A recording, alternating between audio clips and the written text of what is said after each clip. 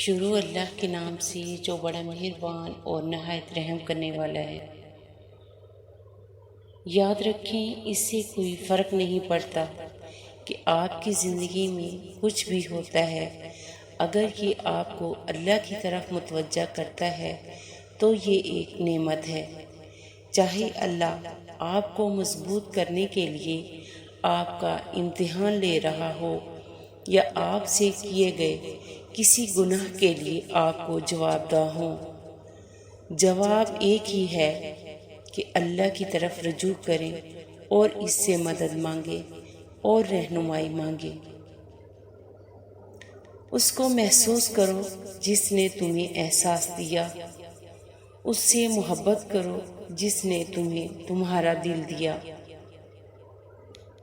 امید مت ہارو اور نہ ہی غمگین ہو۔ بہت سے بہادر دل وہ ہیں جو درد میں بھی اللہ کے قریب رہے۔ جب آپ بھول جاتے ہیں کہ آپ کو اللہ یعنی خدا کی ضرورت ہے تو وہ آپ کو ایسی حالت میں ڈال دیتا ہے جس کی وجہ سے آپ اسے پکارتے ہیں اور یہ آپ کی بھلائی کے لیے ہے۔ دعا کی طاقت کو کبھی کم نہ سمجھو۔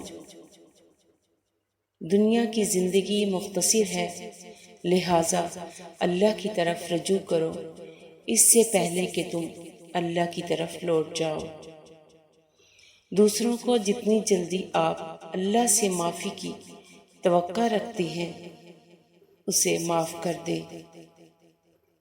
تم سب کو اللہ ہی کی طرف لوٹنا ہے اور وہ تمہیں بتائے گا کہ تم کیا کرتے تھے۔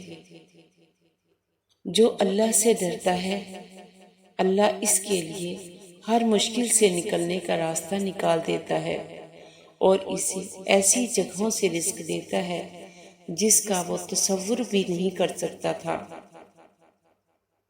آداب کی حقیقت یہ ہے کہ یہ خوبصورت کردار سے حاصل ہوتا ہے، لہٰذا آداب انسان کی باطنی شخصیت میں صداقت اور عمل کی طاقت کا مظہر ہے۔